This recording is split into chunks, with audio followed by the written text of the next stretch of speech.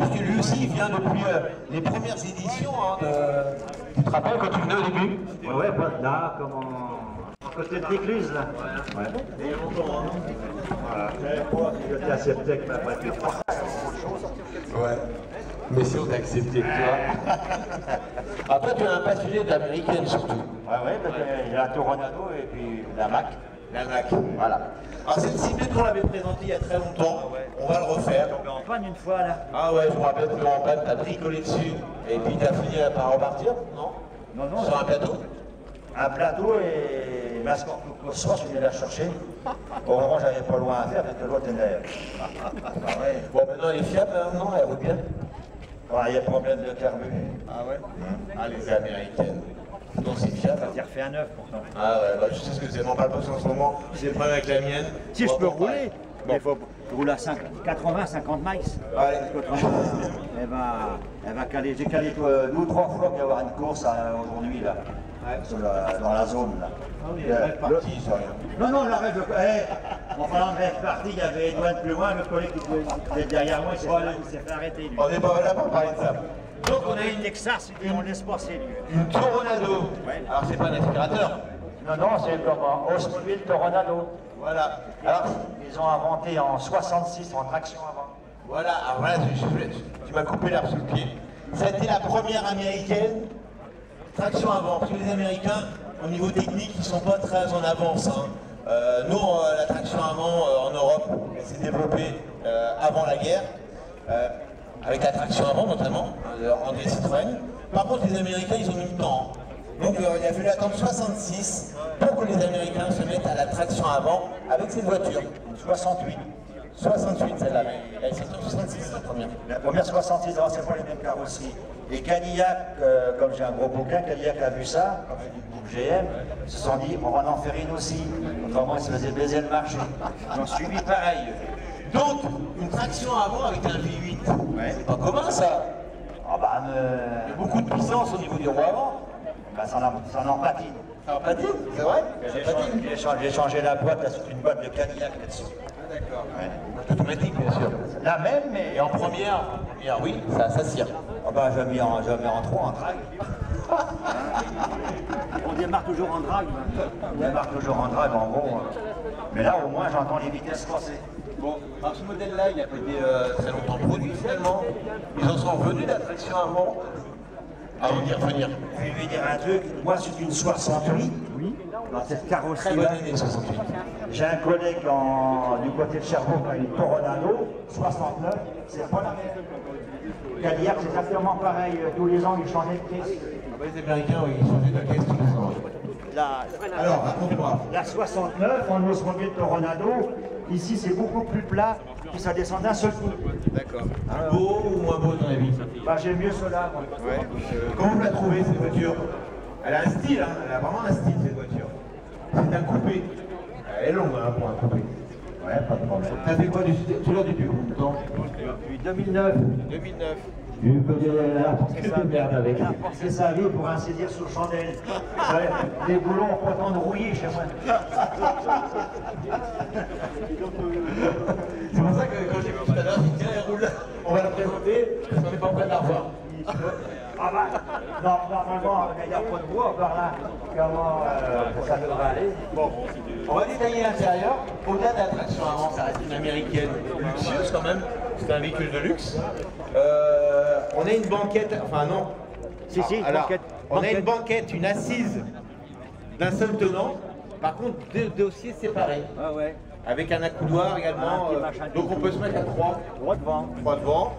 Et 3 derrière. 3 derrière. C'est 6 places. C'est 6 places. Là, il n'y a pas de problème. Hein. T'as vu ça un peu hein? Ça, c'est de la bagnole. Hein. Ils sont forts, ces Américains. On va se mettre à bord. On a une petite plaquette, là, tu sais ce que c'est? À l'entrée du seuil de porte. Ah oui, c'est le carrosse. C'est le carrosse. Cadillac, c'est pareil, hein, c'est le carrosse. Ah, d'accord. Et Buick, c'est l'emblème. Je crois chez Buick, c'est pareil. Viens, approche-toi de moi. Ah, c'est exactement. Approche-toi de moi, non, je vais pas te rouler une pelle. On s'arrête pour quel? Alors, on a un tableau de bord typique de la fin des années 60, début 70. Hein. Ah oui, oui. Tableau de bord assez carré. Et ça, pas de Mastoc, problème. qu'on trouve sur beaucoup d'américaines. Ah, oui. Et puis, comme Citroën, le compteur, c'est un rouleau. Vous pouvez ouvrir de l'autre côté pour regarder, hein, si vous voulez. C'est ouvert là? Regardez. La pitoche, ouais. Voilà. Que j'ai pas de clé pour là-bas. Voilà. C'est une option.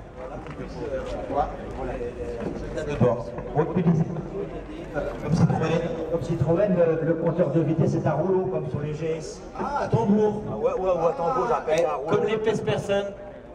Il n'y a pas une jeune femme, s'il y a une dame ici. Voilà. Non, elle ne veut pas. Bon. Comme les pèse-personnes, c'est un truc à rouleau. Voilà, qui t'indique la vitesse. Voilà, la vitesse. C'était, ouais. On cherchait de toute façon à l'époque des solutions originales. Sur les GS, il y avait ça, où j'entends derrière, avec une loupe. Avec une loupe. Bon, là, il n'y a pas de loupe. Voilà. On a des petits manos carrés. Ouais, essence. Voilà. L'autoradio qui est là. Ah ouais, c'est un autoradio de ma Mustang, ça. Ah ouais, d'accord. L'origine, j'ai un collègue qui parle très bien l'anglais. Sur le bouquin, c'est marqué il faut être à moins de 30 km d'une antenne relais. Oh bah d'accord. L'autoradio, ça marche pas. Alors, je me disais aux États-Unis comment ils font. Ils faisaient à l'époque. Il y a des antennes tout le long de la route ou quoi? Ah bah oui, je pense qu'ils avaient. Ah ouais, c'est marqué comme ça sur le bouquin. Alors c'est marrant parce qu'on a un tableau de bord assez cubique, carré, et là on a une montre qui est ronde, Ah ouais, hein, qui démarque de tout le reste. C'est l'origine, ça. Alors on a le levier de vitesse qui est là, hein, qui est pas en bas, et qui est assez tordu. Il a une forme assez bizarre, mais il tombe bien sous la main apparemment. Hein, il doit être assez pratique à utiliser. Après, de l'autre côté, on a sans doute les clignotants. Le clignotant. Ouais. Ici, c'est pour le réglage du volant en hauteur ou en bas. Et ici, c'est pour la profondeur. Le volant est réglable déjà à cette époque-là en profondeur 68. et en hauteur. En 68. Hein, vous vous rendez compte, c'était Là, déjà le réglable. ABS1, tu peux le mettre sur les genoux. Ah vas-y. Ah ouais. La kéké. Vas-y, on a encore. En pescar. Ah ouais. On roule en d'accord. pescar. Et en profondeur pareil. Ah ouais, c'est ici. Oh là là, c'est réglable dans tous les sens. J'en connais une qui serait contente, moi. Ouais. Et ils étaient très en avance. C'est Mister Gadget là-dedans. Mister Gadget, Inspecteur Gadget. Là, on a une grosse pédale, ça va être le frein à main. Ouais, le frein à main. Voilà. On a le contacteur pour le code phare. C'est ça. C'est ça en bas. Toi, je connais. Hein. Ah ouais, c'est normal. et on a un grand tableau de bord avec une pochette. Et c'est vrai que on a de la place. Hein. On pourrait presque se mettre à quatre. Puis les ceintures, on dirait des machines de plongée. Ah, je me rappelle de ces ceintures, j'ai des machines GM, hein. Ah oui, c'est GM. marqué dessus, c'est GM, c'est pas un accessoiriste, hein, c'est marqué GM dessus. Ah oui, c'est des ceintures ventrales, Ouais. hein, qui n'étaient pas encore Ouais, mais obligatoires. regarde, là, Ouais. il y a pour ici aussi, là. Ah ouais, alors la ceinture originale, elle est en haut. On la met là-haut, on s'en sert pas, avec des petites pinces. Et Buick, Ah, ça c'est original. ça. chez Buick, ils ont le même truc. Bah, c'est la même fin. Regardez, de chaque côté, cette ceinture, quand elle ne sert pas, alors je la défais pour voir. Hop, et là je l'accroche avec l'autre, ici. Donc c'est pas une ventrale, c'est une diagonale. C'est Voilà. d'origine 68, ça. Voilà. Le reste, elle se promène là quand elle ne serve pas. Dépression d'air. Et là, on l'arrange À ici. l'arrière, j'en ai, mais ils sont Alors ça, cachés. c'est très Je original. n'ai pas les ceintures. Voilà. Interdit, moi. Hein? Voilà. Puis à l'arrière, elle est équipée aussi. On mais mettra ça parce que ils moi sont je suis pas cachés. doué. Voilà.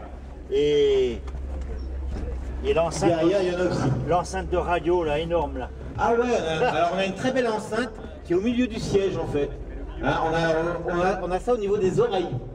Franchement, si on n'entend pas là, c'est qu'on est sourd, ou on devient sourd justement parce qu'on l'a au niveau des oreilles. Bien sûr, gaz électrique à l'arrière, à l'avant, ouais. cendrier, il y a tout l'équipement qu'on peut rêver. Voilà, une très belle voiture. On va voir le moteur maintenant. Ah d'accord. Ah mais on a encore une ceinture ici. Ah ouais, c'est pour l'autre. Alors, j'ai pas compris moi. T'as la ventrale. On a la avec ventrale. l'autre, et l'autre, il vient comme ça. Et là-haut, on a l'autre. Ah ouais. Alors il y a deux ceintures. Il y a deux ceintures. Il n'a pas fait les choses simples à l'époque quand même. Hein. Ils Une sont comme pas- ça et une comme ça. Ah ouais. Ah bah, dis donc. Avec la Mustang, là, c'est une ventrale. Voilà, c'est une ventrale. Ok, Et pour l'Europe, ils ont ça, mais eux, chez eux, d'accord. uniquement en ventrale. Très beau rétro. Hein. Très belle forme. Il n'y en a qu'un seul. Ouais, bah à l'époque c'est pas obligatoire. Hein. Mais ça existe, les deuxièmes. On n'a pas parlé de ta voiture. C'est une version française ou elle vient des États-Unis? Ah non, elle était au Texas, celle-ci. Elle était au Texas. Ah ouais, elle était noire, elle était au Texas. Elle était noire, tu l'as fait repeindre en lit de vin, Bordeaux. Ouais, c'est une peinture poids lourd illégaux. Non mais c'est vrai en plus. C'est pas obligé de dire ça. Ah, on s'en fout. On s'en fout, tout le monde connaît la sauce, hein, c'est comme ça. Bon, alors on ouvre le capot pour voir ce qu'il y a dessous. S'il y a un moteur déjà. Vu la longueur du capot. Un beau bébé. Belle couleur.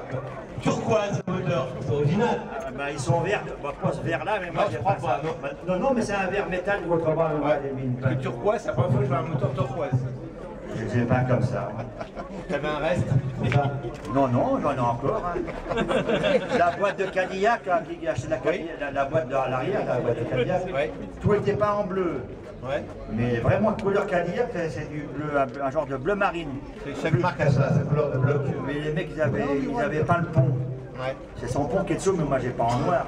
Tu fais ce que tu veux. Non, mais c'est pour dire, tout était bleu. Oui, je comprends. Mais c'est une boîte de Cadillac qui est dessous. La première chose qu'on voit, on voit le moteur, mais il y a une deuxième chose qu'on voit, qui est énorme. C'est quoi?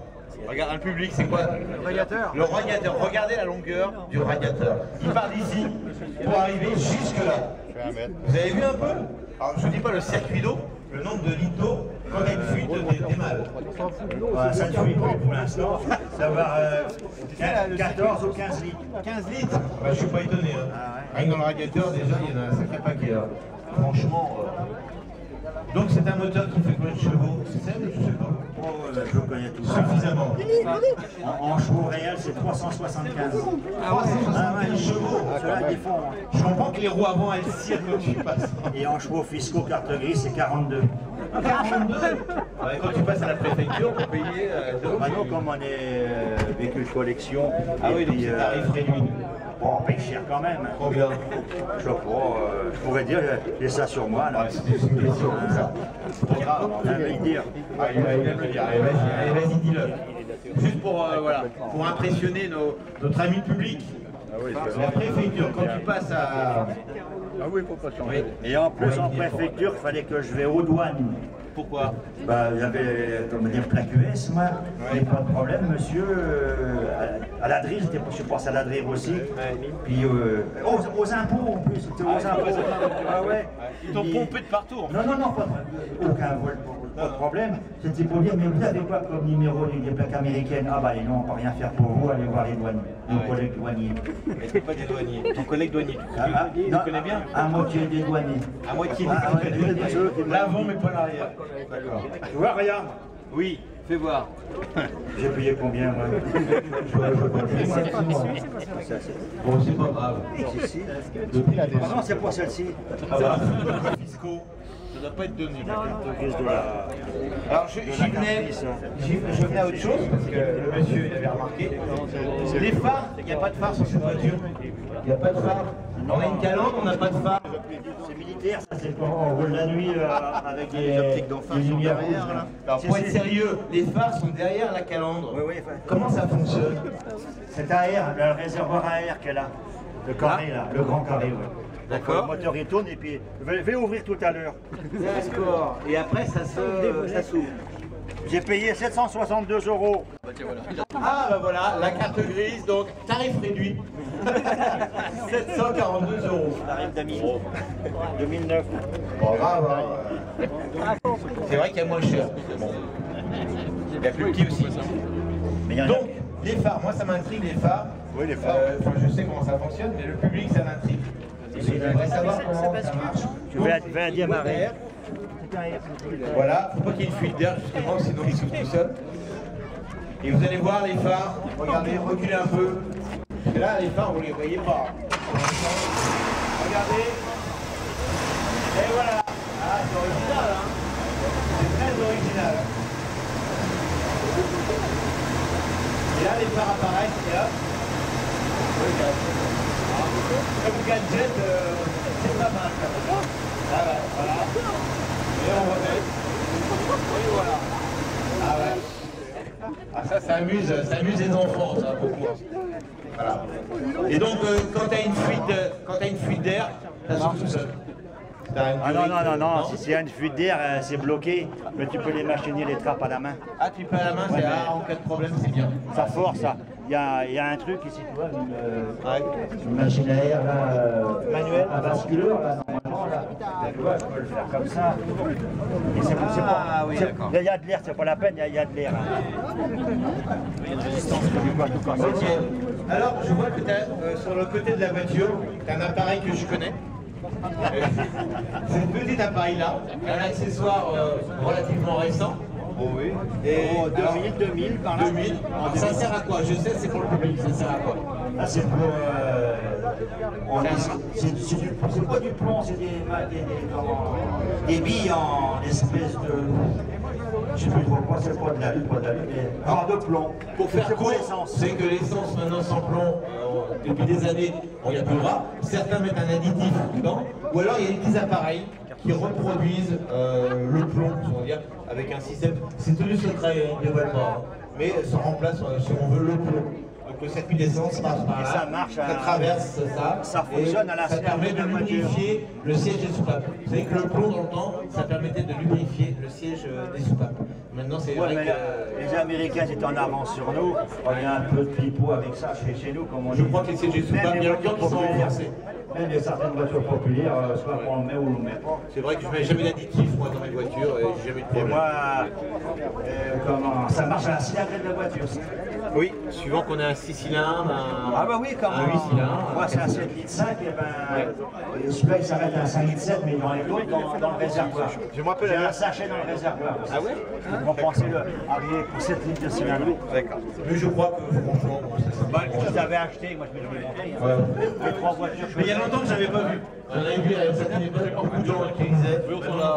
Moi j'avais vu ça comme en une concentration qu'il y a eu en Normandie à des Hollandais. Ouais, t'as acheté ça des Hollandais? Non, ici chez nous en France, mais j'ai vu des versions comme ça. Je crois que c'était un kit nitro qu'ils avaient. Non, c'était des tonnes comme ça qu'ils avaient chez eux.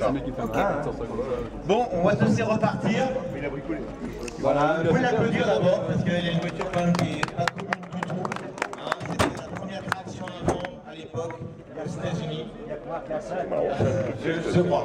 Copain Julie qu'on a une 70. 70. C'est pas encore la même. Ouais. On avait présenté une fois qu'il y a poussé la traction avant, je me rappelle. Bon, on va laisser à partir. Dernière chose avant que tu partes. Les essuie-glaces, ils sont où? Ah, mais ils sont là. Ah ouais, mais On a un briquet qui protège en fait les essuie-glaces. tout le groupe GM, le groupe GM, on a tous le même truc que ça. Ouais. Les Buick, les Cadillac. Ah ouais. Flanqués derrière le Ça s'arrête sous le chrome directement. ça sert de déflecteur. Bon, c'est pas le chrome, c'est le d'inox. C'est d'inox, c'est vrai. Non mais c'est d'origine, mais c'est de l'inox. Qui permet de cacher les essuie-glaces. C'est jamais très esthétique les essuie-glaces. Donc ça sert de déflecteur. Voilà. Merci à toi. Après toi. Et on va revenir, on va aller en Angleterre. Après les États-Unis. Vous avez vu qu'il n'y a pas de frein à disque, hein. C'est des gros tambours dessus, des gros tambours. Voilà. Avant que la Rolls arrive,